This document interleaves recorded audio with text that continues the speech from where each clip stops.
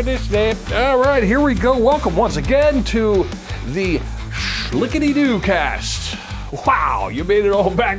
Oh my gosh, what a day, what a night, what a week, what a month, what a year. Holy crap, guys, you made it back. It's episode, I believe, 85. We'll call it that. Who knows? You'll fix it in post if not. We could even do one of those, like, when the mouth doesn't match the thing, we'll go, one bite me. Yeah, we'll fix it. We'll fix it in post. But hey, glad you're here. It's Shlicketty DooCast. I'm your host, Aaron Forsyth. Everything's been good. Everything's been good. Everything's been good. We survived the holidays. We survived. I hope you did tune in. If you didn't, I know now that we're past it, you might want to just check out the old, the Christmas episode. I know, we're done with Christmas, but it's okay. We got the episode, we gotta get our numbers up on it. But I got my buddy Mike. He's gonna help me with the numbers. He's a numbers guy. It's Mike Anderson. All right, here I am. Look, we're at episode 85 already. It's the end of the year, end of 2025. Think of how long it's been. 2025, which is weird. Think way back to January. Yeah. Feels like a lifetime ago. I know. But 25 years since the year 2000. Oh, I know. Like, remember watching, I remember sitting in my bed watching Conan and him doing the bit, in the year 2000. Yeah. And now we're at 2025. I know. Weird. I know. Yeah. You always thought it'd be Jetsons territory, you know? Yeah, no. Like No flying cars yet. I know. Can you imagine? I know. We can't even get it together on the We roads. can't even get an automated lawnmower. I mean, what are we talking here? But you know what I could see? What? Automated flying buses. That would be cool. Right? Or like a monorail kind of thing, like monorail pods. Or not even a monorail, just like pods, like bus pods that were like hover pods. Yeah, the thing is you know, you don't want to do like a train thing because then you got to put the whole track and. That is true, and you're prone to. But yeah, but unless it was like a weird under the ground magnetic kind of track. Wow, an underground maglev train. Have you seen this new maglev train? Somebody on the podcast was talking about this. I think they went to Europe or something like that. I hear things about it, but I don't know what to believe anymore. So, you know, Japan always had like that bullet train. Sure. Which is super fast. They have a train now that goes, I think they said it was like 384 miles an hour. You know, boy, that'll blow your tits off. Yeah, they had footage of like standing there like at a station or something like that, and it goes through and yeah. Wow. Yeah, I couldn't imagine something going past you that fast. Well, I mean, it's going to create this, it's going to blow the air out and then suck it in. It's called cavitation. It also happens underwater. Air or water. Cavitation. You know. So that's why you see the... If you ever see footage of a bullet getting shot into or through water. Yeah, it looks like... If you look at it like around the bullet, at the front of the bullet, you can see bubbles forming. Yeah. And right behind the bullet, there's... That's called cavitation? There's an area of actual air. I did not know that term. Because there's the hole that the bullet makes in the water, the fluid, and then behind it is just it's like a vacuum. It's kind of like if you take your hands like this in a pool and you go whoop, for a split second, there's a divot in the water. This is true. Yeah. It's kind of like a wake. Yes. Like a sonic wake. Yes. Exactly. Yeah. So that's called cavitation, and that happens in water. It happens in air. Okay. It also helps with so if this thing, planes, wings, this hover train comes by a fast. Well, if it's one of these magnetic levitation trains, because that's the one where it's like they got magnets on the train, like in a U shape like this, and then they got the track has like a guy like this. Yeah. So the magnets keep it just so there's no friction. Yeah. Yeah. That's how they should do it. So then they have a stack of magnets. So they're like electromagnets. So they turn off magnet 1, turn on 2, and then they turn off 2, turn on 3, turn off 3, turn on 4, really fast. And it makes it, wow. Like they have guns that work that way. Magnetic lev. Cool. Yeah, maglev guns. It takes just like a 18-inch or 15-inch aluminum rod that's kind of sharpened to a point. Yeah.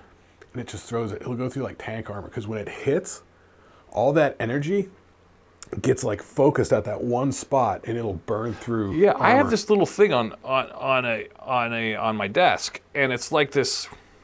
Looks like a tray. And it has like a little circle on it, and then hovering is like this. It looks like a liquid log, but it's metal, you know. Yeah. And it's a magnet, and it's free. You know, Oh, it's just one of those desk things that floats? I could spin it, and it'll spin indefinitely, or it'll just hover. If I move it out, I can pull it off and go, okay, here it is. Put it right in the track. You know, it's there. It's this miniature concept of this. It's very Star Trek Next Generation. Yeah, and it's just a bauble. Yeah. I've had it for 10 years. Well, yeah, because it's just magnets. I mean, you probably don't even have to plug it in. Magnets are cool. Do magnets ever run out? Yeah, some. I always had that question in my head. Do magnets run out of, their cosmic jizz? Some do. It depends on how they're made. Yeah. Like some types of magnets are. Yeah, like why? Like I have magnets on my fridge. Some are like, and some are like, oh, this thing stinks. It's barely holding up the mail. Yeah, I can't even hold a piece of paper. Yeah. Why aren't they? Well, it's how density. It's how refined the metal is that's being used. Yeah. And it's also sort of how it's magnetized. What do you mean how it's magnetized? Do they magnetize magnets? Well, see, there are manufactured magnets, and those are probably the cheap ones that lose their effectiveness over time and are really weak. Because they take some iron mixture with whatever, right? And then they make the magnet out of that. Well, they make the magnet. So what you do is you take a wire and wrap it around the metal, right? And then you run electricity through it. Yeah. And you let it sit there for however long, and it charges up. Wow. And then that'll be magnetized. But it's sort of a weak magnetic charge, which will lose. Why is this more of a thing? Why aren't magnets more of a thing? They are. Well, they are. They're a big thing. But you would think they would have, I don't know. Especially in industry. Yeah. I mean, I guess they are. I mean, it's almost like weird, like freely powered miniature rocket sort of stuff. Yeah. That whole thing about like when they were doing all the rocket tests back in the day is trying to get it to balance itself and not fall too much. It's sort of the same thing with magnets in terms of like levitation, what we're talking about, like the maglev trains or like the pen on the holder on your desk. Because it's just enough pushing away to keep it from falling on it. Right. But it's not so much that it's throwing it off to the side. You know what I mean? Like if you get those cheap magnet stand holder things, it'll just feel like it's falling off all the time. Yeah. Which it's probably just a bad construction of the magnetic field. Yeah. But really, it just comes down to like the shape of it. But you would have thought by now, 2026. Yeah. We would have some kind of I guess we all go Jetsons, so we want the flying, flying car. But honestly, we got some pretty good stuff. Like nobody. When you think about the phone, that's pretty mind blowing in itself. Like with that whole thing, like it blows my mind how we've got the Dick Tracy video phone on your wrist now. Any smartwatch, you can do that. You can answer a FaceTime call. This is true. That's essentially the Dick Tracy two-way wristwatch communicator. Oh, you're right. Or the Star Trek communicator right here. Right. Or the tricorder. The phone's a tricorder. Dude, honestly, me with my iPad, it's like I'm one of the lab people in medbay, Right. Yeah, that is true. I mean, Picard had that little information tablet they had all the time. He was always reading it, and then he'd go take a sip of his Earl Grey and then put it down. Yeah. And it's funny what we use our phones for. Like my phone right now is doubling as a camera on me. Honestly, if this were Star Trek, our cell phones would be our tricorders. All you got to do is put a couple sensors on that thing to receive incoming data. Fuck. Yeah. That's your tricorder. It's your you flashlight. can find your temperature, but the temperature is coming from the internet. It's not coming. We don't have a sensor on our phone to tell us how hot it is in the room or a humidistat. We don't have that in there. That's honestly the next. Okay, clip this out. Put this on the socials. The next big thing for cell phones is going to be including sensors for receiving external data. Like you said, the temperature, if you look up the temperature on your phone, it's coming from some weather station somewhere through the internet to your phone. It's not, There's no local sensor on the camera, like a thermometer. If you had a digital thermometer sensor built into your phone, that would be pretty dope. Conversely, what if you had infrared? That would be cool. Night vision. Night vision. IR. It's almost there, kind of in a weird way. Because the night vision is FLIR, forward-looking infrared. Yeah. Could you imagine if you could hold up your phone in the dark and then switch it to like night vision and then use it for like night goggles? Talk about augmented reality. Yeah. But then you're right. The sensors would be cool. Like You could add them let's on like test modules. how hot my chicken got cooked. What if you could put the sensors Pull the on cord as out, modules? plug it into your chicken. Well, what if they were like modules? So what if you had three sensor modules on your phone? Right. And so you could swap them out for whatever you needed. Yeah.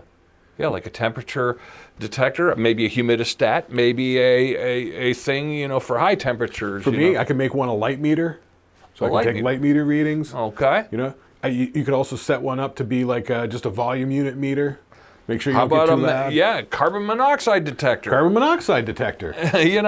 Rayon. Smoke detector.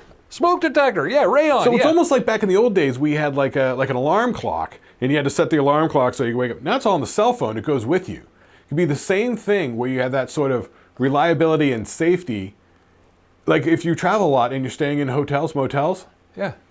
you don't know if the smoke alarm works or not.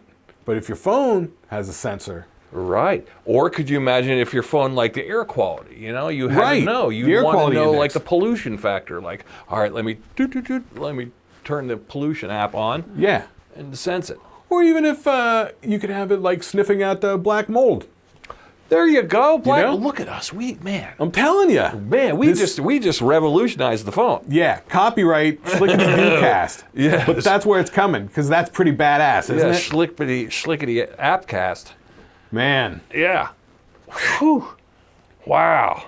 Yeah, the mold thing's good. The environment. There's Oh my God. so many uses. Yeah, they just need a sensor, almost like a sensor chip, and maybe just you plug in different. You have The different little modules. attachments. Yeah, little modules. Yeah, like 1/8" cord kind of attachments. Like if you're a construction guy, you put a little laser in there for measuring. yeah, Boop, boop. yeah, yeah. Which actually, I think my iPad does. Every time I think of my iPad, I look to my left because it's always there. I think my iPad does that. I got an app for like measuring, and it'll use because An app for measuring. Wait, okay, does it have a built-in level? I would assume it has a level. yeah, but for measuring, like I can shoot it at that object there and see that that's how many feet away, 4.7. Yeah, feet so away. the whole tape measure is obsolete. It's actually a digital tape measure. Well, I mean, that's just using the basic bullshit sort of sensors in the iPad or whatever they are. It's a newer iPad, so because I just got it last year. Like Yeah. the older episode, I tell you all about it. But actual contractors have a little handheld laser measurer, Oh yeah, laser tape measure. Sure. Because they want to know how far it is from here. Bing, done. It's Yeah. like the thermometers at the doctor's office. Yeah. You used to have to put it under your tongue for like 2 minutes or whatever. Now they just like beep, they hit your forehead. You're like, oh yeah, they figured that out during the COVID. Yeah. Same thing, yeah. Yeah. So they do have really nice laser rulers, Yeah. laser yardsticks. Yeah. Yeah, why isn't this more of a thing? I almost feel like that technology's there. Oh, yeah. It's just getting overlooked. It's like That's what I'm saying. We have some actual technical marvels going on. The fact that I can take cable TV with me anywhere wirelessly at this point. Yeah. It's in my pocket, it's on my iPad. We used to have to be tied to the TV in the TV room. Yeah, and we're just talking in the year 2000. We couldn't even wrap our skulls around it. No, barely. Yeah, I couldn't. Yeah, I mean, I understood cell phones and things like that, but I didn't understand that I would be filming, our podcast, which I didn't even hear the word by then. Yeah. Well, we'd be filming our show on our phones. Even that, I mean, everybody knows that as a podcast. Why? Why pod? Well, didn't Adam Curry come up with the term? No. Yeah. No. He was the first podcast, wasn't he? Why is it called a pod? Because it was for the iPod. That's it. Yeah, That's and it was what like you'd record it and then listen to it on your leisure. Well, the iPod was like packet delivery radio. Yeah. Yeah, since there's no more iPods. Yeah, it is funny why we call it a podcast still. I almost think of it more like just a show. It is these days. I mean, Yeah, it's guerrilla broadcasting. Conan O'Brien was talking about this. He was like, I was on the show and I was off the show and I wanted to do something. He's like, so I started doing a podcast, and he's like, and it was great. There was no audience, there was no big production. It was just me and a microphone doing the thing. Yeah. And then he goes, progression. Here he is. He's in a theater with an audience. They're filming it for a podcast with multiple cameras, and he's got makeup on. Yeah. He's like, it's a full-on show. Yeah. They were talking about that with Kill Tony too. Mm-hmm. I mean, It's way more than a podcast at this point. It's a full-on show. Even the Dr. Phil Live. Yeah. Full-on show. Any podcast, even like, say, Smartless or any of those, they've become so huge, they want a live version of it. How did this get made? I used to listen to live How Did This Get Made episodes. They never had any Kevin video. Smith he was kind of pioneering that. Kevin Smith was going around to his fans. He was one of the nerds. pioneers. Yeah. Yeah, he was going to Comic-Cons and nerds and doing live, broadcasts. Yeah, way back with that Too Fat to Fly thing, which was like 97, 99, something like that. Like, so it is funny how things just evolve and just become a better version of what it was. You know what I mean? It has to de-evolve and then re-evolve into a better version of itself. Well, yeah. Like a broadcast, you know, like everyone goes, oh, I got fired from my TV show. Well, I'm going to go home and I'm going to start my own. Say you're a weatherman. You got fired off the Channel 12. And then you go, you know what? I'm going to start my own weather station. And then you get a studio like we did. We start filming. You put it on the internet. And then all of a sudden you start getting popular. You start getting watched. Okay. And then you're building it back up until the point where, I got advertisers. All of a sudden, you're a mini little radio station. Speaking of which, on YouTube, there's a weather channel that I watch. It's called Max Velocity. The kid that does it is a licensed meteorologist, certified meteorologist. Okay. He knows what he's talking about. I love what he's doing because he's taking the weather modeling data from 3 different modeling systems. Yeah. Ours, like the NORAD one, the Europe one, and then another one that's more mathematical sort of based. And so he has that satellite forecasting of like the satellite images. So if we look at the last week of images of the clouds and stuff on the Earth from space, we can kind of tell you where the next 4 days are going to be. Yeah. Sort of thing, And so he's looking at it from 3 different data sources. And so he breaks it all down. So Max Velocity. See? On YouTube. Yeah, it's a really good channel. But he's putting it together in a format on the screen where he's in a little box down up here. He's got some other information here. The main screen's here. But even before 2000, when we were kids, he does it in his bedroom. Yes. When we were kids, we cannot wrap our skulls around it. The closest thing to broadcasting we could ever possibly get was maybe go to the college radio station or maybe go to cable access, but we couldn't wrap our skulls around editing something or whatever, No. And now we're literally making, with our phones and with our technology and our laptops, we're making. Yeah. I will say 100%. Like a lot of the production stuff, without the computer, it is a barrier to do. Photography. Anybody can figure out, taking pictures without a screen, I don't understand. That seems dumb. But, that seems like that seems kind of a roll of the dice. 100%. Have you ever gone to a dark room and done pictures in a dark room? No. We got to do that. We should do that. Okay. I get the process because when I worked at that medical imaging company out in Arizona, that's what we were dealing with was because they were taking like X-rays. And so then the X-ray film goes into a bath of developer for a certain amount of time. That is fascinating. Till the contrast gets right. Then you take it out of the developer and you put it into a bath of, you got to go through a water bath. Then you put it in the fixer, which fixes the image. Yeah. And stabilizes. Then you rinse it again. I am fascinated by that concept. I've never done anything in a dark room in my whole life. It's been in my back of my head as a bucket list thing I want to do. Yeah, it's pretty easy. My girlfriend has a friend out there in Arizona that he was all into it and stuff, because he'd have the tool to make enlargements, to enlarge them and blow them up. It's a whole physical thing. Yeah. Because it's like optical imaging with glass. There's no sensor. There's no computer with a thing. Yeah. Yeah. That'd be. It's like a Xerox. Yeah, it'd be like a Xerox machine. Yeah. I know. Just old technology like that. I know it's obsolete and I know it's barbaric, but there's something about there. It is interesting. It is interesting. There's a chemical process. There's a science factor that you go, wow, this is pretty amazing that we figured this out as humans, let alone we're doing this. Yeah, you know what? I came across something. It was some ad or something like that on YouTube or something like that. Have you ever heard of what's called a camera lucida? A what? Camera lucida. No, I've never heard those terms together. I've heard both words, but never together. Now, you probably didn't take much art history or anything ever, huh? Nah, just the basics, and Okay. I slept through most of what I did. Do you remember the concept of a camera obscura? Yeah. Right? Where it's sort of all black and they just make a pinhole. You're right. And then the light comes in, gets cast on something else, and you sort of trace it out. Mm-hmm. Okay.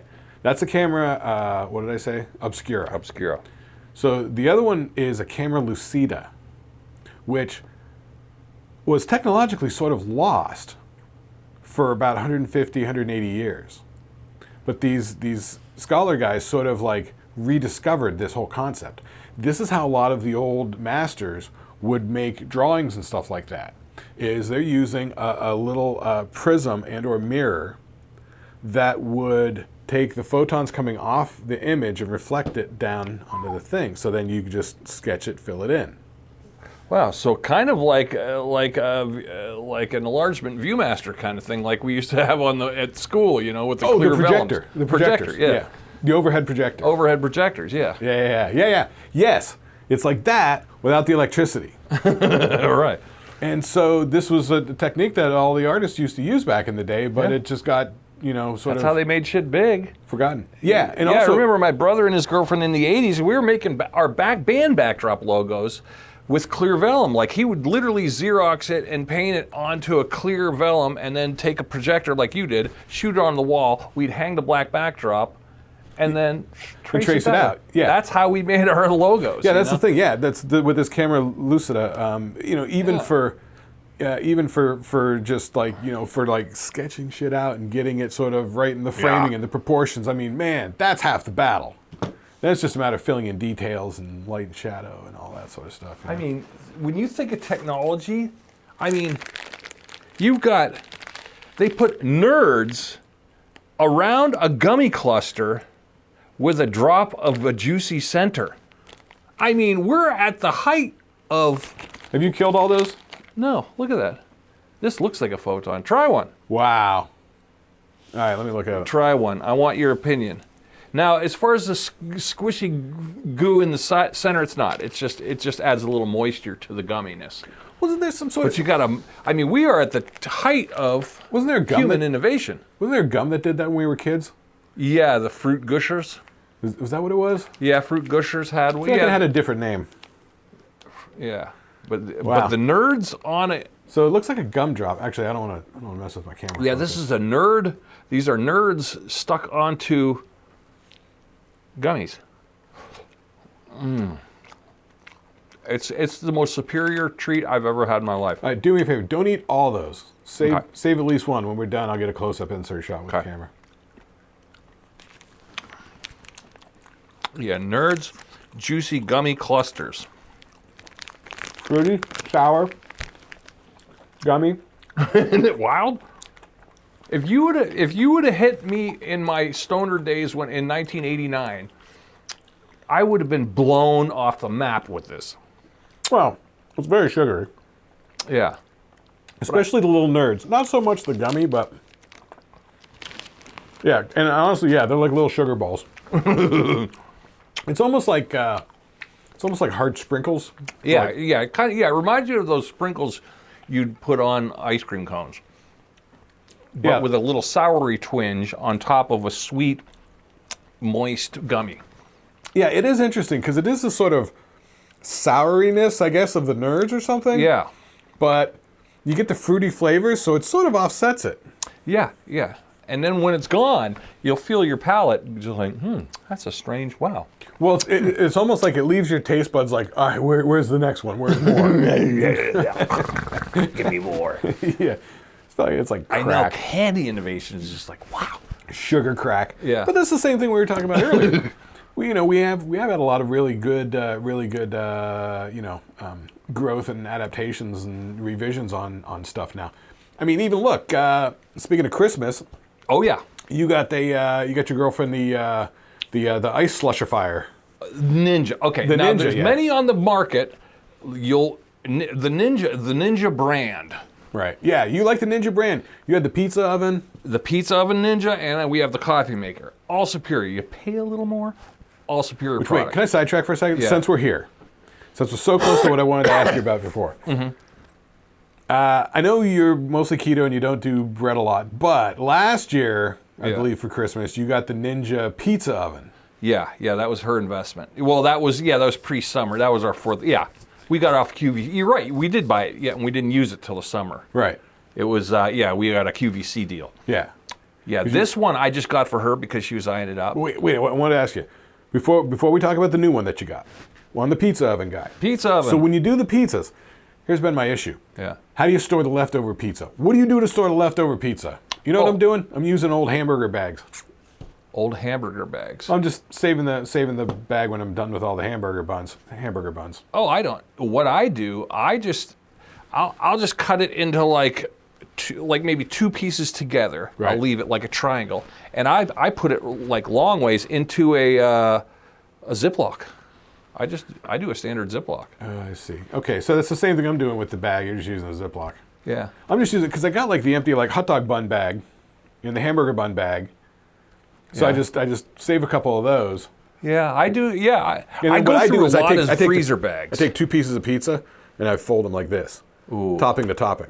I don't do that. And I just I try to stick 'em in keep the it bag. off. It's even if I can save from the pizza, you know the little thing they put in the center of the The pizza. little Barbie table. Yeah, the Barbie table. I'll use that again in the if. Well, I mostly do the frozen pizzas because they're like $6.50.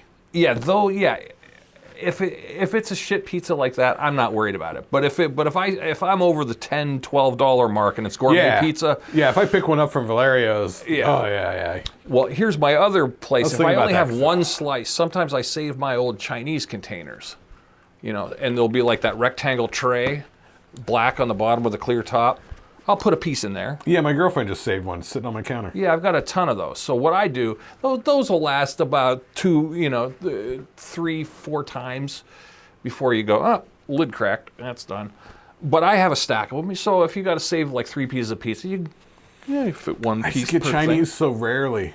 Oh, see, we're mass Chinese. I get Chinese so rarely that when we go to order it, I forget how to order.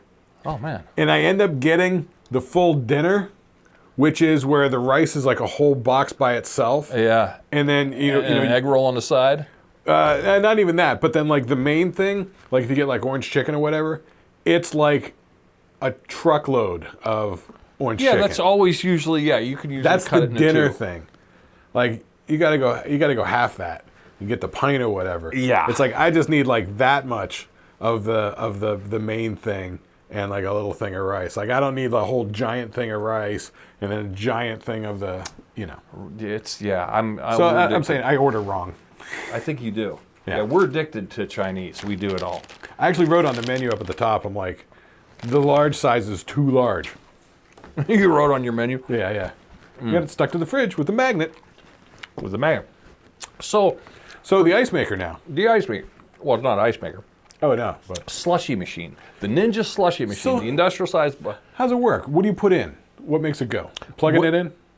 Well, of course you plug it in, and it's kind of like it like there's like a thing like a corkscrew spinning yeah. in there, and it's got a reservoir, and then you're putting your stuff in there, and then it's cooling it down, and it's making the ice go. I don't know if you're adding ice to it. I don't know. I didn't watch her do it.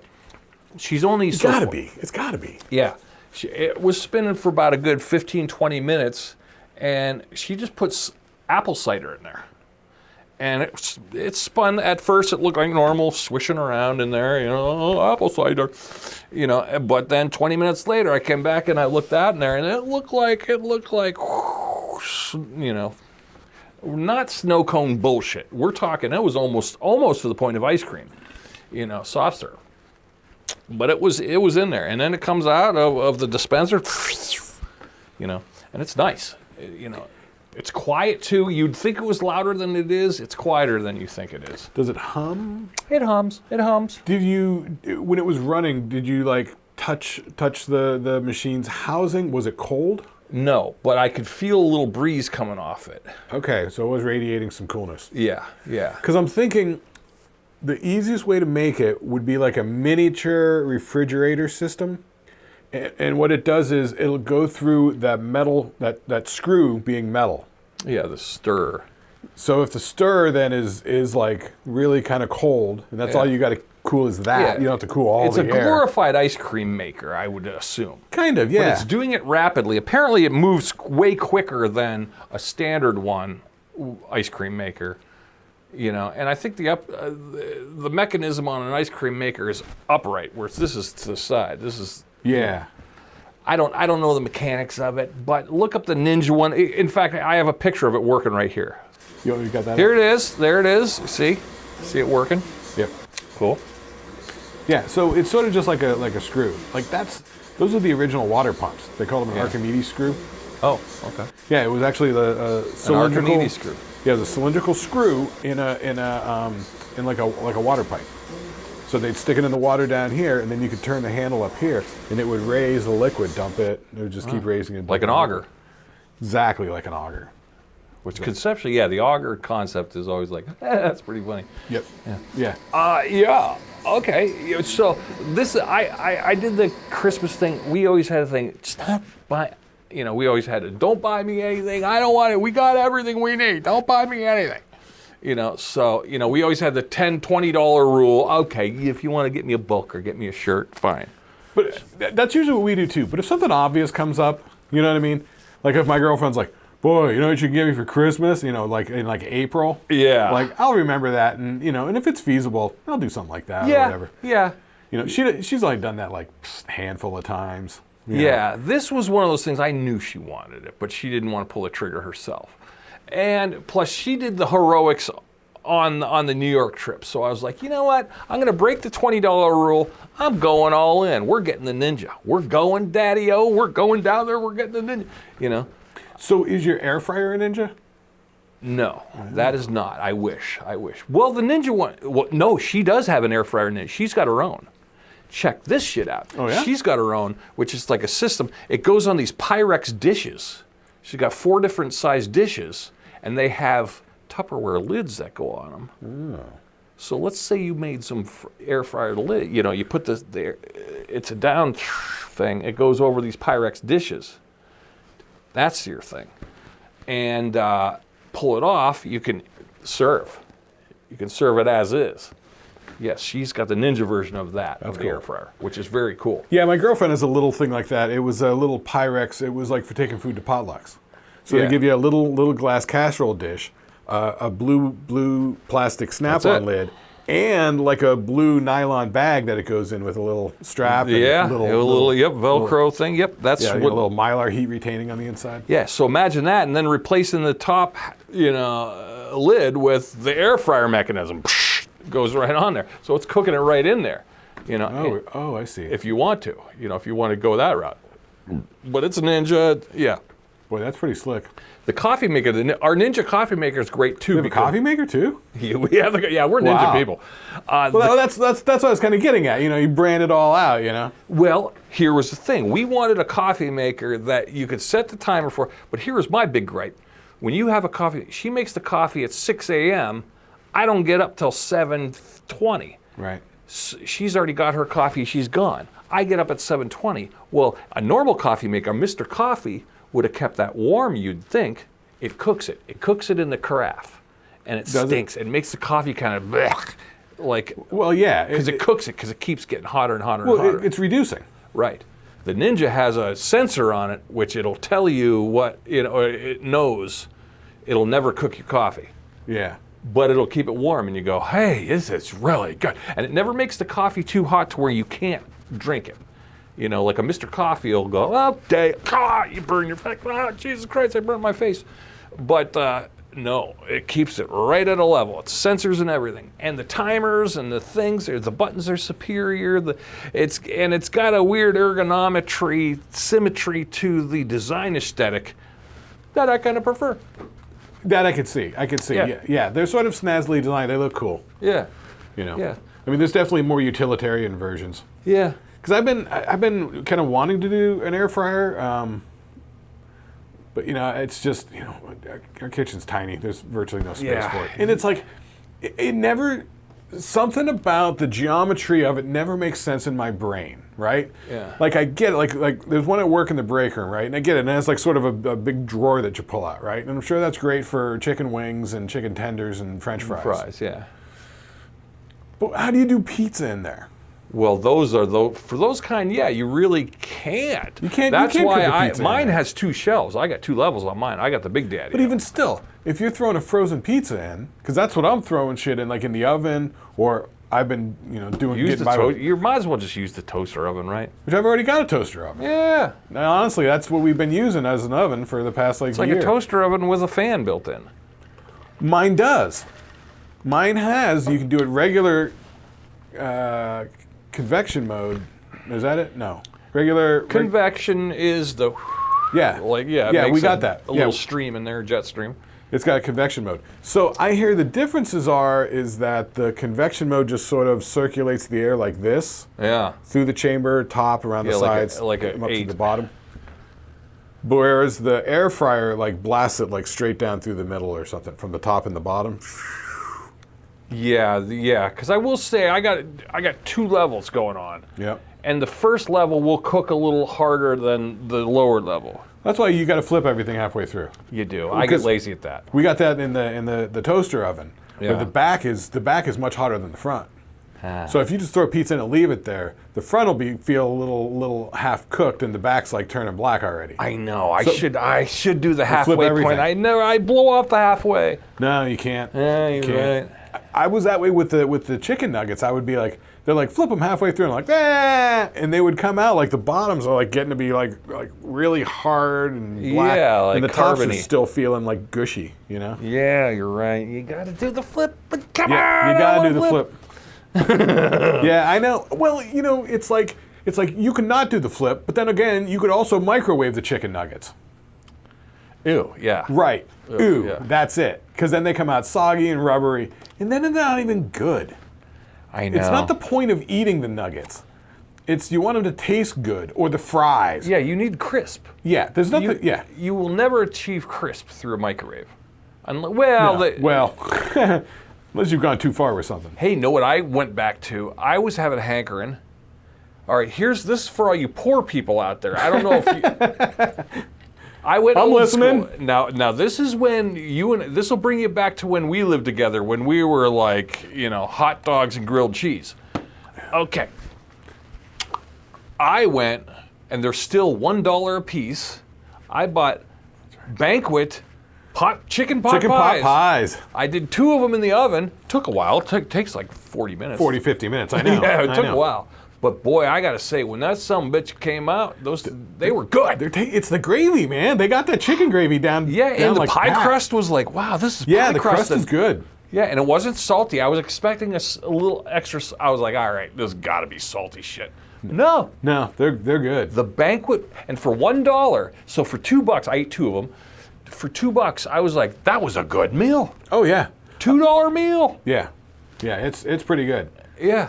So I'm going to suggest, if you're poor out there, go to Walmart and get the square pot pies from Banquet. Honestly, for you kids out there, fuck ramen noodles. Noodles have no nutrients. No. They're complex carbohydrates. It's going to give you quick energy if you go and burn it off. If you don't burn it off, it gets stored as fat.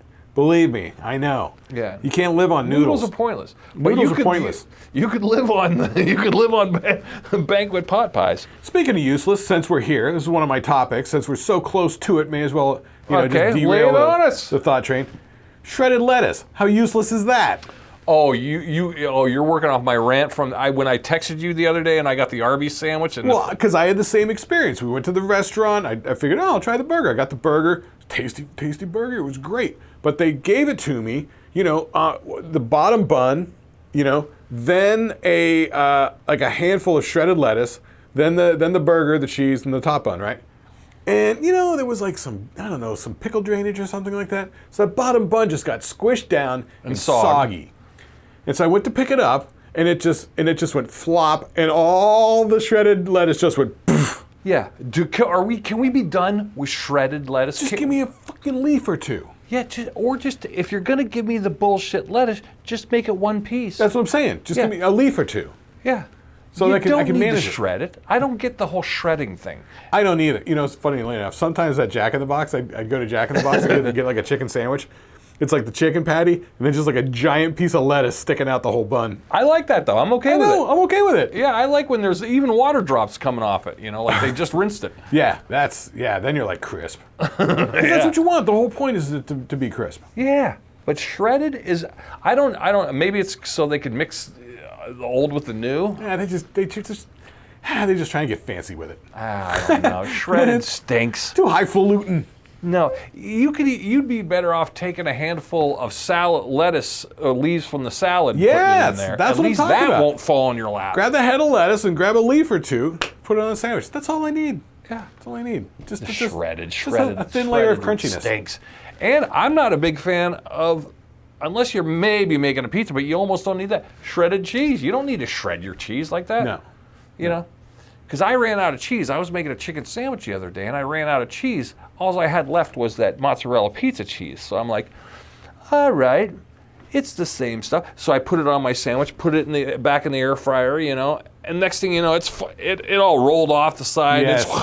It's melting. I'm like, man. You know what? If I'm gonna get cavalier like that with something cheesy on the rack itself, yeah, I take either a cookie sheet or a piece of aluminum foil. There you go. Put it on the rack below it. Oh, for the catch-all. For the catch-all. Oh. Don't put it on it because you know it'll make your crust on the bottom soggy or whatever. Yeah. But put it the rack down. That way it's not falling on the bottom of the oven or on the burner. Yeah. The coils. The coils, yeah. Then you don't want to get that burnt cheese smell. You'll have that for like every time you use it. Like, so we got the Ninja. The Ninja's a good gift. It was a big hit. I broke the rules of spending, but I had to do it. So it's a one-time thing. But all right. So there's a bit. So what do you got now? 4 Ninjas things plus the air fryer. Yeah. The air fryer's not a Ninja.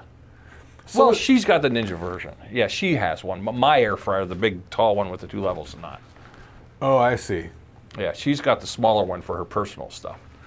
Okay. She doesn't like, since she's vegan, we've gotten to the point now where she's got her own skillets.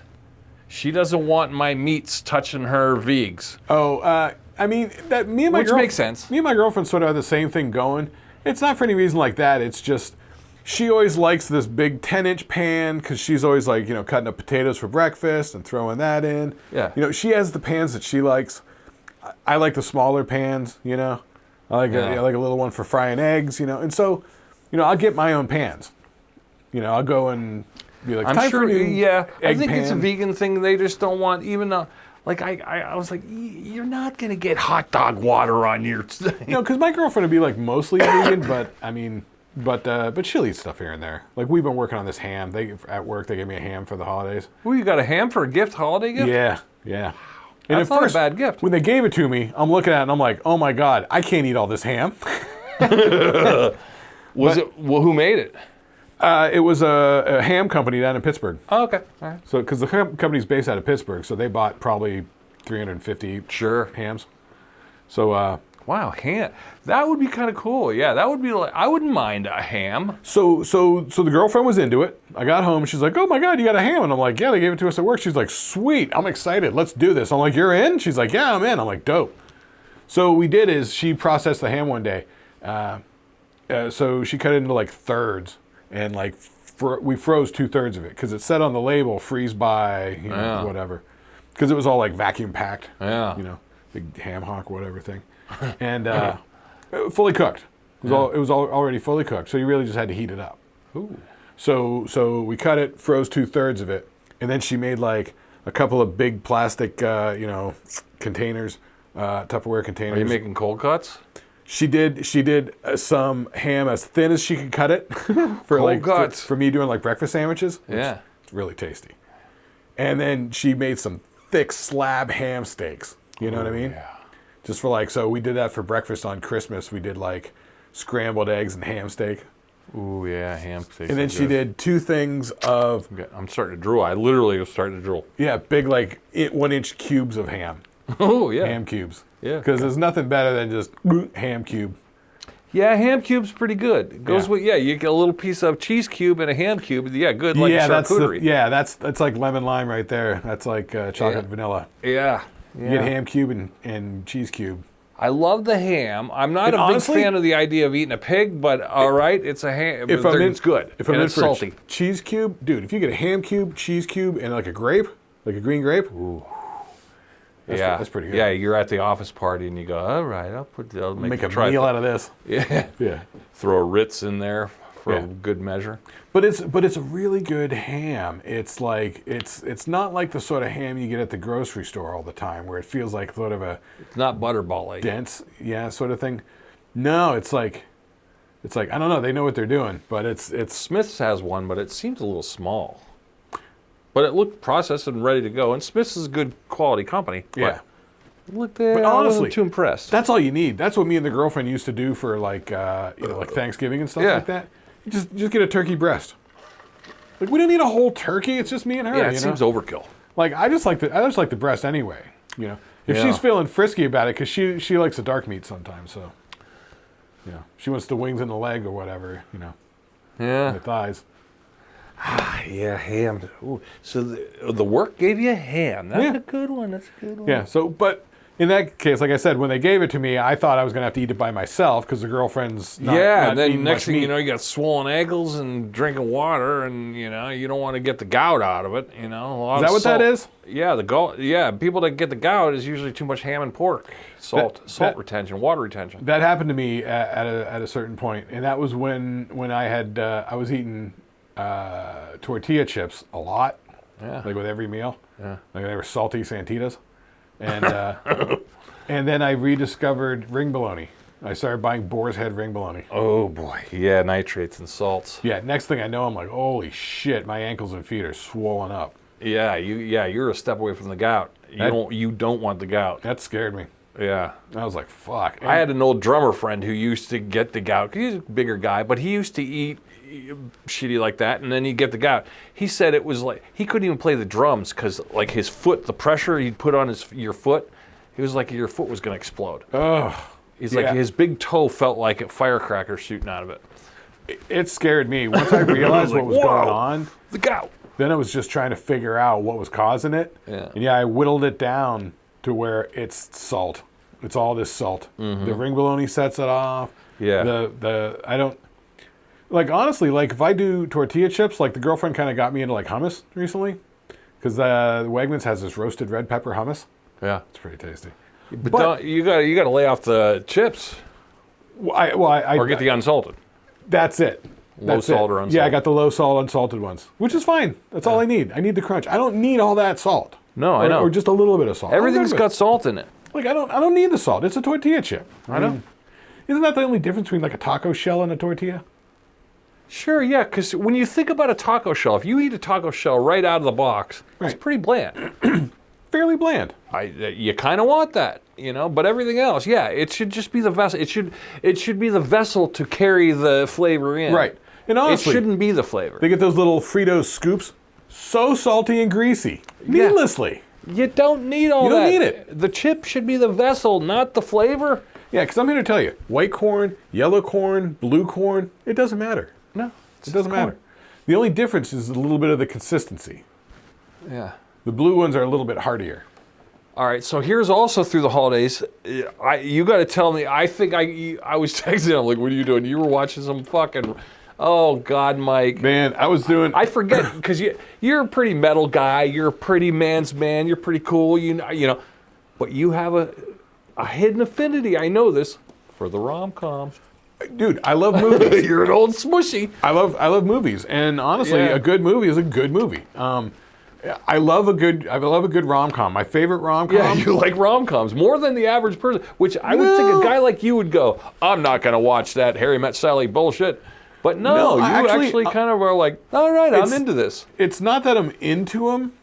Like I said, I like a good movie. A good movie is a good movie. Sure. And I'll tell you my top two favorite rom-coms. But the main thing is it's like it's not that I'm into the rom-coms. I'm not closing the door on them. Right. But I don't seek them out. I don't go watch them all the time. I'll put them on. I think that's the key with the rom-com. If you sit down and you go, I'm going to watch a rom-com, yeah. But if you accidentally are thrown into one, all right, you just take it. You take it like a rainstorm. Yeah, because what I do is, it's the sort of thing I put on in the background. I put it on the TV while I'm sitting at the computer working on editing or something like that. Mm-hmm. You know what I mean? It's basic enough that I don't have to watch everything. It's sour. It's sugary. I'm wincing. It's right in your mouth.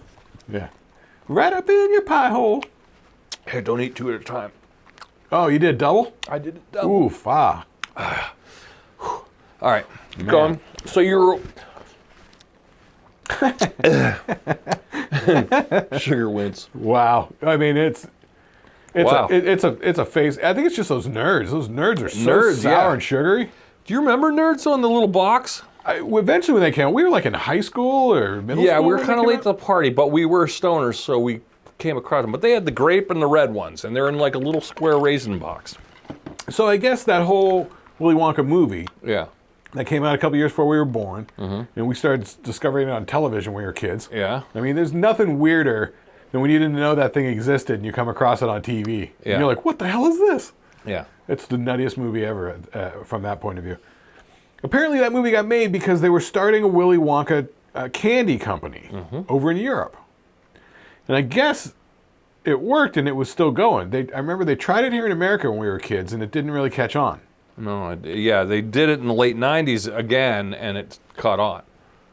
But I think they had a couple wins through there, like some weird gummy snakes and trolls. Because it was like in 1972 it didn't catch on, but by like 990... 92 maybe, I think. Yeah, they tried it again. And like it's like, 20 years, there's like a whole generation. Maybe it was just a marketing issue. That's what it was. I think so. I think so.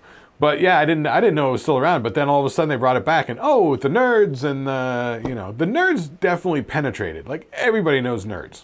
Yeah, they even had their own Saturday morning cartoon. They're borderlining on cartoon, their own standalone thing. Package that with the snorks, and you're like, oh my god. They had nerd cereal and nerds this and nerds that. Well, I can see it with the cereal because it is a flavor thing. Because it's these sour, fruity flavors with just the sugar. And they were kind of like Pop Rocks without the pop. Yes. Very well. They were like tiny, tiny little jawbreakers, like made with little jawbreak, sugar instead of being super hard. They weren't that hard, but definitely a little crunchy. But yeah, I thought the Wonka stuff like ceased to exist, but apparently it was keep going in Europe, and they're brought it over, and it's around. They're doing it. Yeah, I also got some gummy trolleys, which are like worms. Yeah, trolley worms. Yeah, see, I don't like the gummy. No. I like the gummy. Although I wasn't way back. I'm new to the gummy the past 5 years. See, I only got to the gummies from the fun gummies.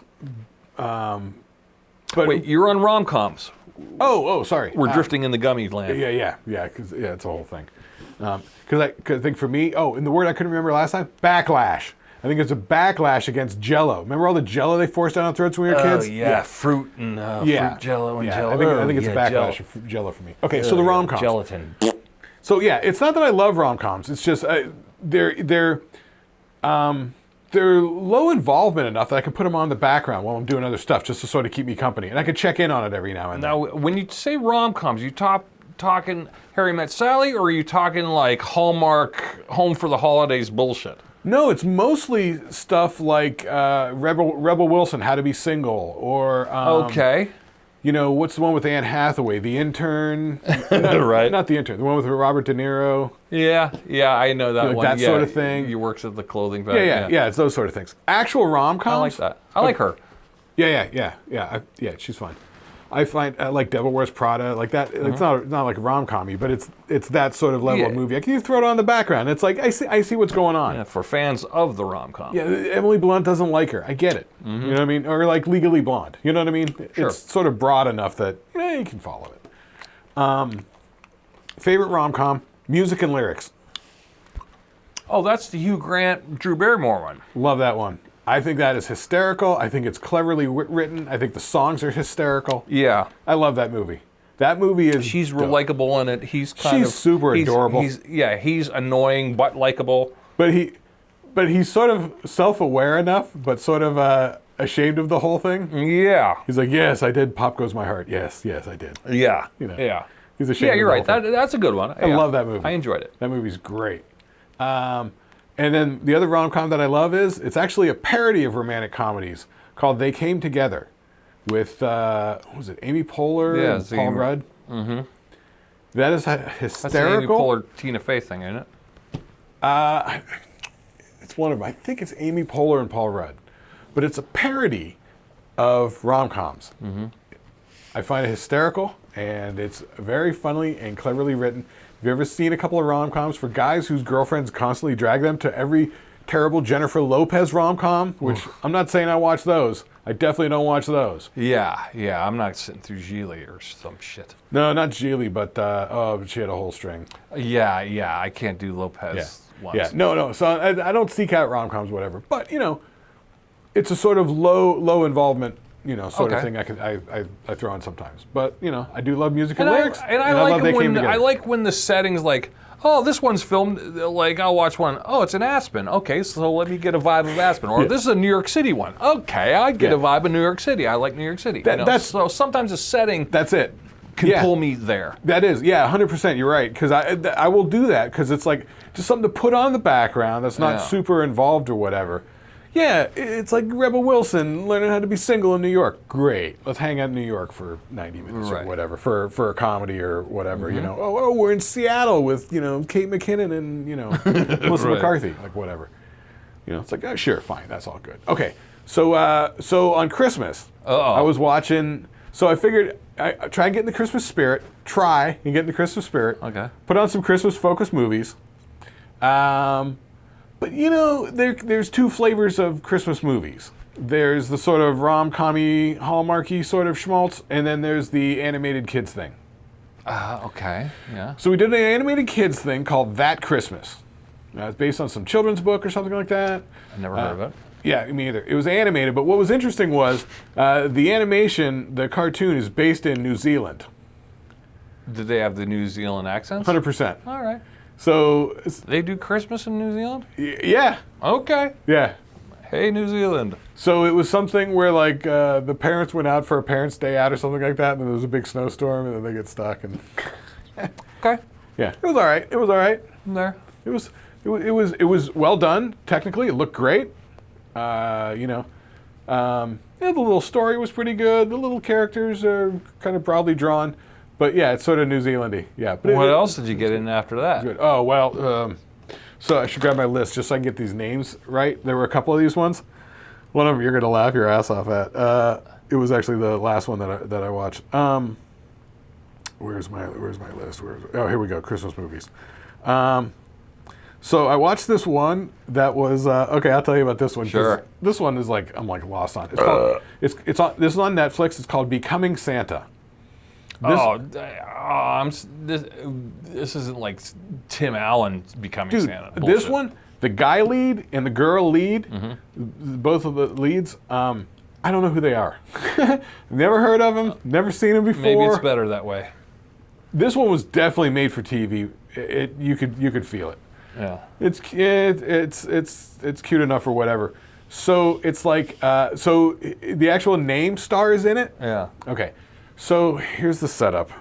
These two are dating. They're in love. She's a veterinarian. He's what the fuck does he do? I don't know. He works for a toy company.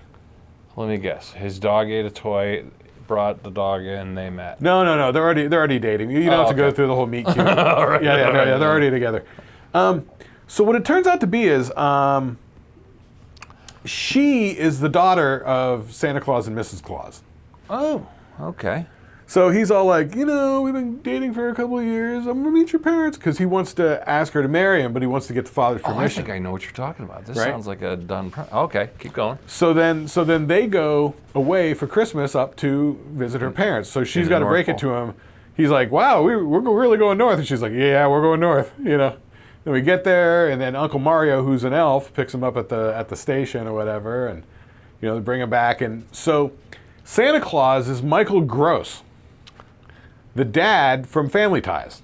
Oh, man. Okay. All right. And Mrs. Claus is Meredith Baxter, the mom from Family Ties. Oh, that's kind of a funny throw. So that's the stars. All right. Those are the only people that have name that I recognize in it. And they probably had a good time acting together again. Exactly. Yeah. Exactly. It's cute. It's fine. Yeah. Okay. Like, this one I forgot to write down the name of, but I watched it because it was starring Alicia Silverstone. She doesn't do a lot of movies. No, she doesn't. So in this movie, Not that her speaking roles aren't really that great. Yeah. I root for her, but she's not very good. So this one was made by her friend, Melissa Joan Hart. Oh, yeah, we know her. We know her, love her. Clarissa, Sabrina. Yeah.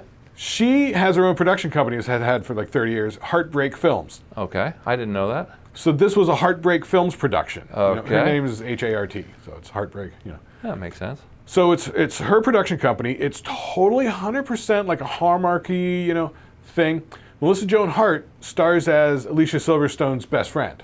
She's always like, look, let's open some wine. It'll get better, So it's kind of cute to see them too.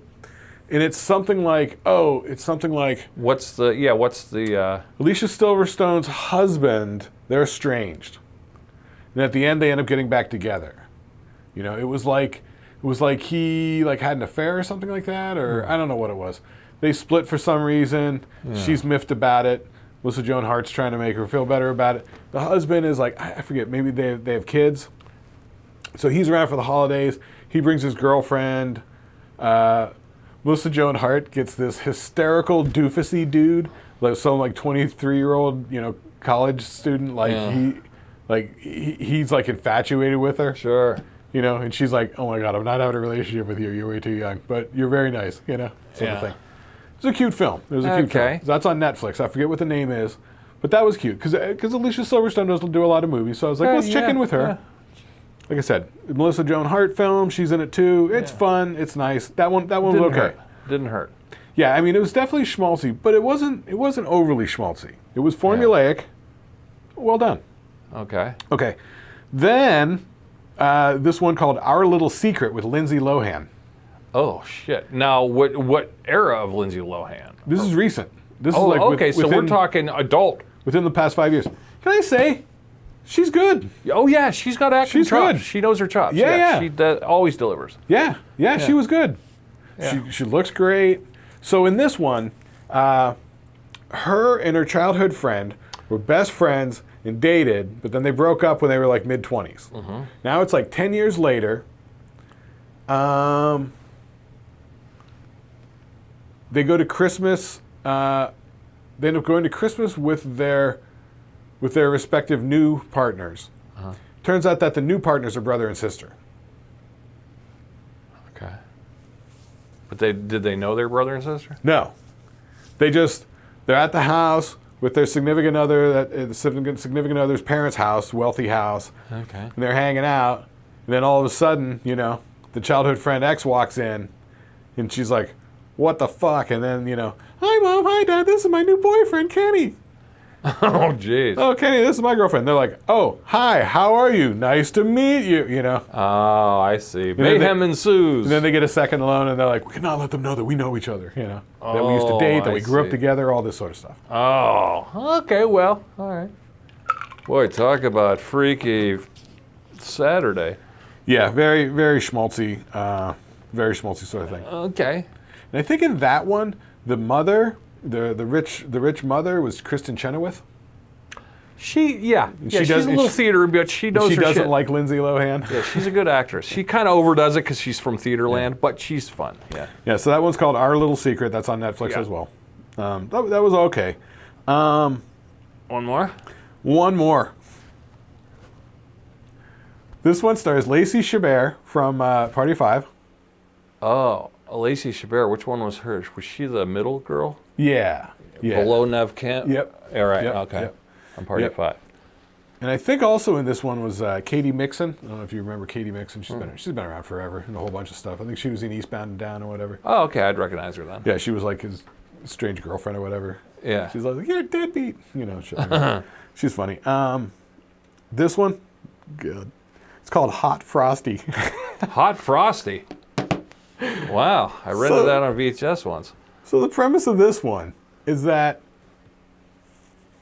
In the charming little town square, they have a snowman building contest. So there's 2 regular snowmen, and then somebody did a snow sculpture of a hot guy wearing no shirt. Okay. You know.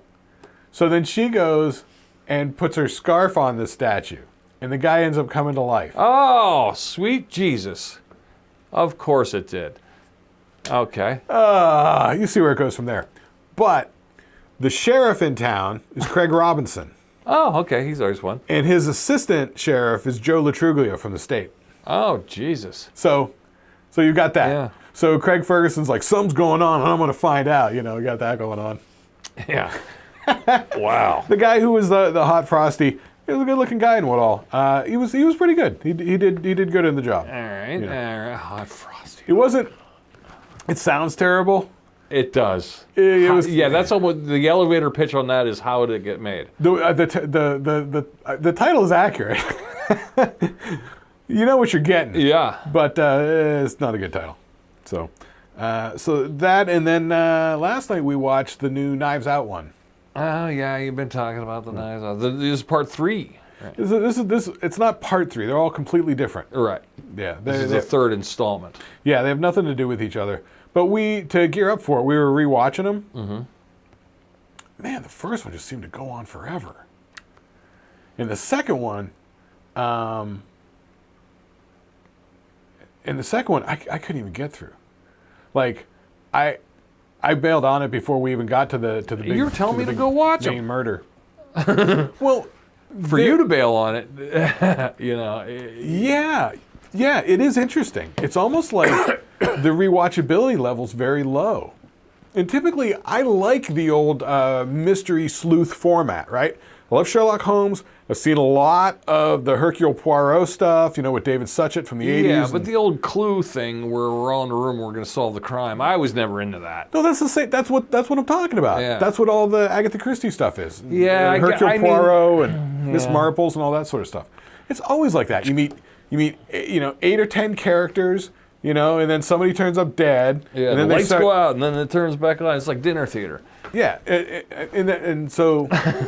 Yeah, so even before the big murder in the second one, I was just, I don't know, I feel like in the second one the characters were so like cartoony and just broad. I was like, I couldn't take it. I couldn't take it. But the third one was good. The new one, Wake Up Dead Man, that was pretty good. I liked it. Yeah, I liked it, and it was funny the whole time. Well, at the end, I said to my girlfriend, I'm like, you know, that whole thing looks and plays exactly like a British sleuth, you know, thing, like a Father Dowling mystery or something like that, you know, like a BBC sort of thing. Yeah. Oh, man. And at the end, I looked it up, they filmed it in England. Oh.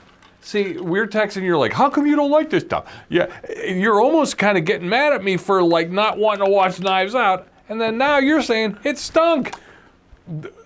On a rewatch, the first time through, you don't know what's going on, so it's all a big mystery. So you sort of engage with it. Okay. Right?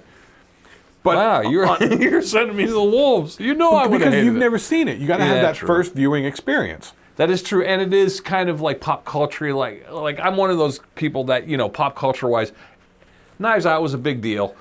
I probably should see it. It's kind of like when I finally got around on Usual Suspects. Right, you just recently watched that. I know, I never got around to it. I was late to the party. It's like not seeing The Big Lebowski. You go, I've never seen The Big Lebowski. What? I've never actually seen Big Lebowski all the way through. I know people try and make me watch it and stuff, and I'm just like, this just seems dumb.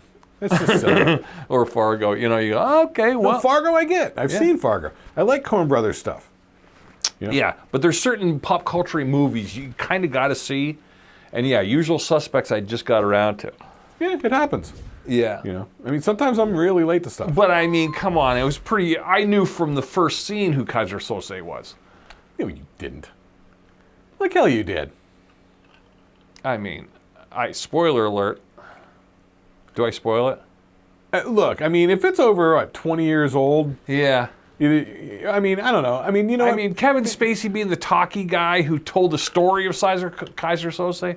Whenever somebody tells a story of Kaiser or whoever this big bad bear in the woods was. Remember they did that in, what was it, El Mariachi? Yeah.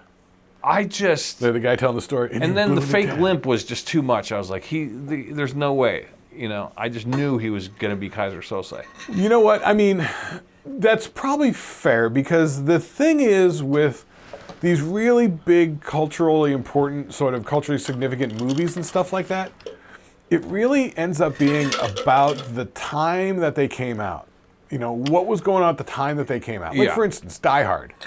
Yeah. I like Die Hard because Die Hard came out at a time when action movies were fucking stupid and predictable and formulaic. And that one wasn't. Yeah, it had the elements of it, but for some reason good action. It was but it was clever. A little better than the average. Well written, the characters were all right, this isn't hateable. Yeah, it was better than, like, you know, Cobra or, you know, another Rambo or whatever. Yeah. You know, so it's all about the time that it came out. Because, you know, if you tell a young person who's never seen Die Hard to go watch Die Hard now, they're going to be like, big deal. Because after Die Hard, everything was trying to be like Die Hard. And I will say, I think there's a vacuum of film. There's a lot of films put out from, like, I want to say, maybe 90 to about 97, 98, to me, was a whole, everything stunk. Well, there's good things. Now, the good stuff would rise, but the bad was bad. They're churning out a lot of bad. There was a lot of bad. And I can tell you, like, I watched, I watched, here's what, prime example of bad, and it was in the Christmas theme. I sat through Jingle All the Way. Yep. Holy shit, that stunk. Yeah, yeah. And I mean, honestly, the bad movie from that time period that I was going to say, same star. Who? Schwarzenegger. Oh, I was going to say Last Action Hero. Oh yeah. I thought Last Action Hero was a terrible movie. Terrible. I like the elevator pitch and the soundtrack. The soundtrack was good, but well, they went and got all the metal bands. Yeah. But even so, a lot of the songs that they used from the metal bands on there sucked. Jingle All the Way. You forget how horrible of an actor Arnold is. Wait, I was going to say Jingle All the Way. No, I know. I got stuck on thinking about The Last Action Hero because you mentioned the soundtrack and all the metal bands. Yeah. And I was like, aren't all the songs that are on that sort of lame metal songs? No, they're just like everyone's B-siders that they put on the record. Like there's an Alice in Chains song that never made it to a record. Which song was that? It's called What the Hell Have I? I actually like that one. Yeah. But it was never on a record. So it was like, and it seemed like it was all the bands from the 90s, well, then but songs that weren't quite on their main releases. Right. It's probably for copyright. Because wasn't the single soundtrack, didn't that have Birth Ritual by Soundgarden? Oh, yeah. I love Birth Ritual. Yeah, single soundtrack is still one of the greatest soundtracks there is. See, such a lame movie. I actually didn't like it other than Birth Ritual. Birth Ritual's great. Yeah, like I never listened to like Led Zeppelin Battle of Evermore. I'd never listened to it. But I mean, the Heart version is kind of good. Heart Sisters doing it is like really good. But I've heard it 100 times. Yeah, I've heard it on Led Zeppelin 4. You know. But no, the lower 90s was such a bad. And it's funny, they're good actors. Like this one, Jingle All the Way, was so ridiculous and got so cartoony towards the end. But then there's parts where you go, hey, there's Phil Hartman.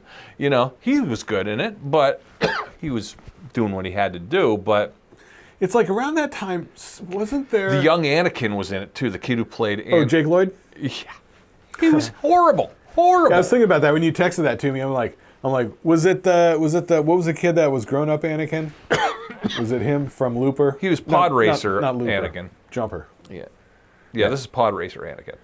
Jake Lloyd, okay. Right. Yeah, the young kid. Yeah. Hayden Christensen, the other one. The old one. Yeah, he was so bad in this one. Oh, well, I don't think that kid can act. No. He never could act. He can't act in that Star Wars movie. No. The kid's a terrible actor. Yeah, I'm sorry, kid. Yeah, I'm sorry. Maybe this isn't for you.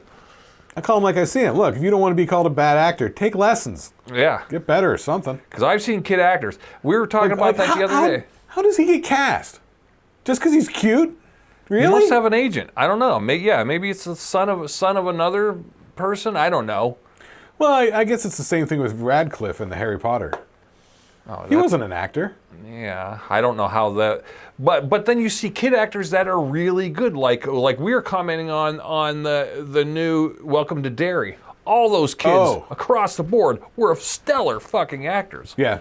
For kid actors, I was like, Jesus, Yeah, those kids are great. That kid that plays the Hamlin kid, I forget the first name.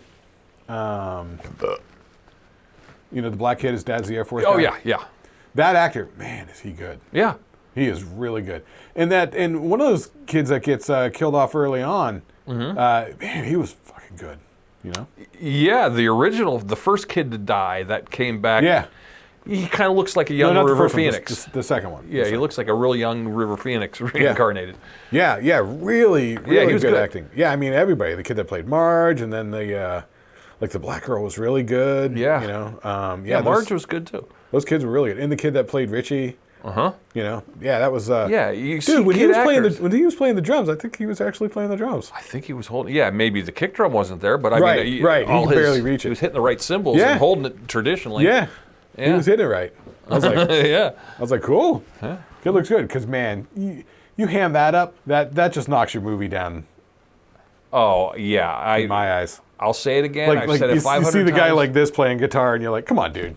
You're not even using your fingers. I watched the Christmas, I was watching like this, Christmas at Disney parade, and then it's like, okay, here comes Jennifer Hudson, and then she's lip syncing to her whatever hit, Christmas hit, and you see the band, and then there's like a good-looking, gorgeous girl playing bass, and you go, oh, cool, she's just doing this. All I want for Christmas, and just not even not even in the right zone. Like, she shouldn't even be holding the bass. The drummer guy's just...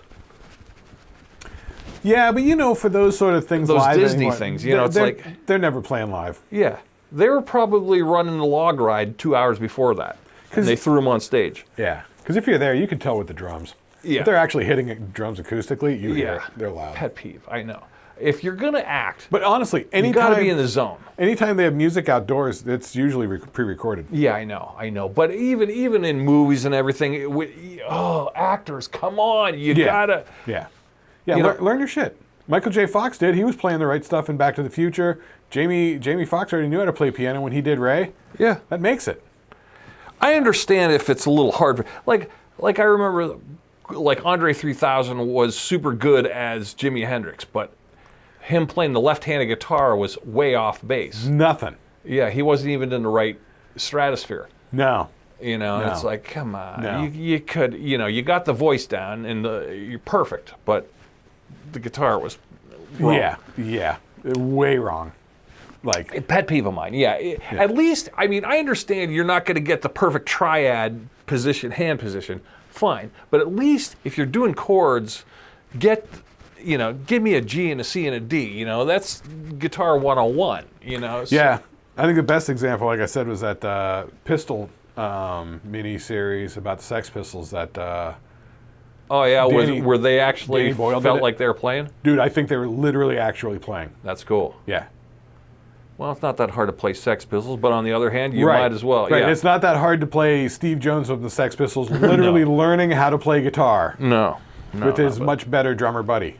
Yeah. The drummer guy was solid, but I think he was actually playing. Like, you couldn't be faking the when you're badly playing the guitar and you're trying to figure out how to play the guitar, you can't fake that. Yeah. Like, I don't know. When you actually do it as a musician, like, those sounds. I say that too about actors too. I can tell if an actor on screen smokes a cigarette. I can tell if you've really smoked a cigarette or you for your act. Oh, 100%. There's just a certain nuance of how you smoke when you're a smoker, as opposed to you just learned how to smoke. Also with glasses sometimes. Sometimes I see like people that actually wear glasses. Like you ever see like a Ed Begley Jr. and he takes the glasses off. He's like cleaning them.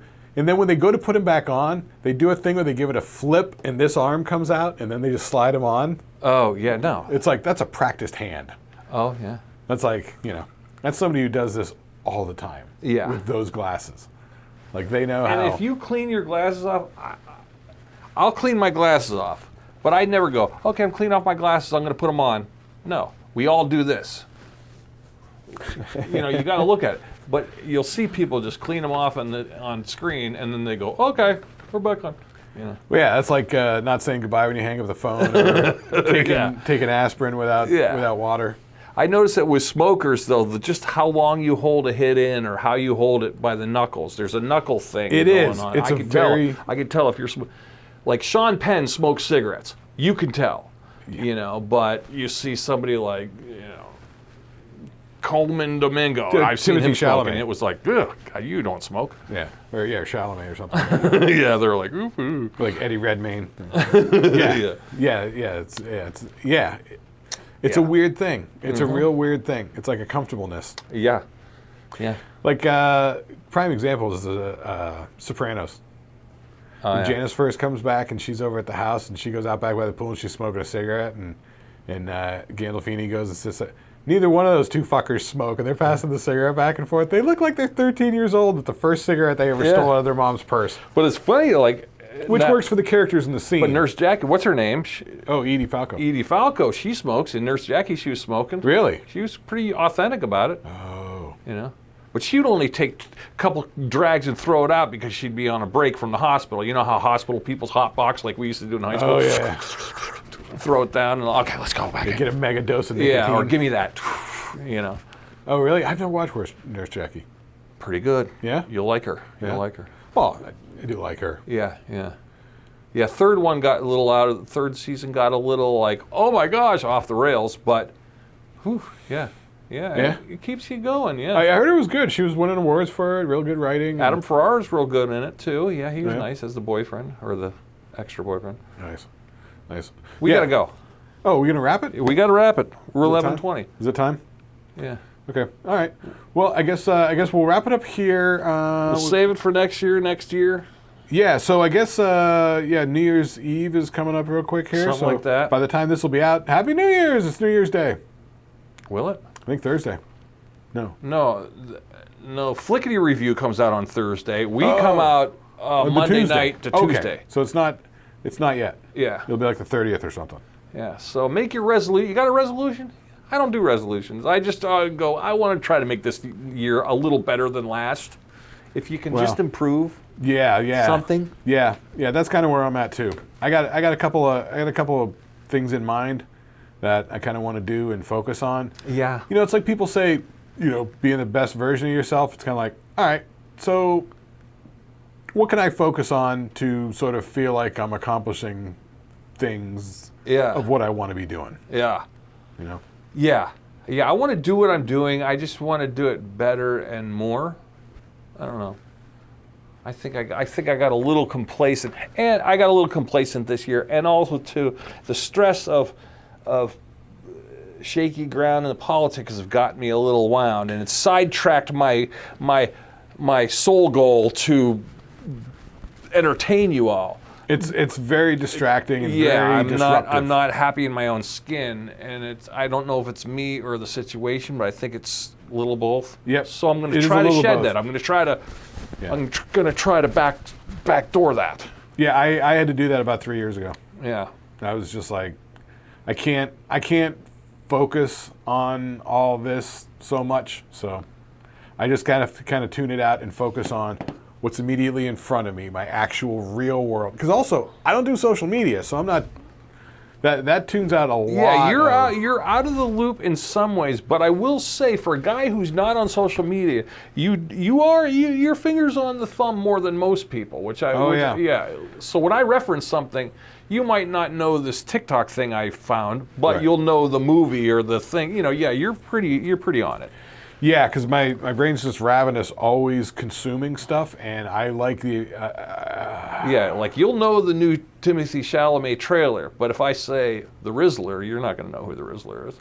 I am familiar with the reference from the stand-up comedians on the podcast and stuff like that. Do you know have you ever seen a Rizzler clip?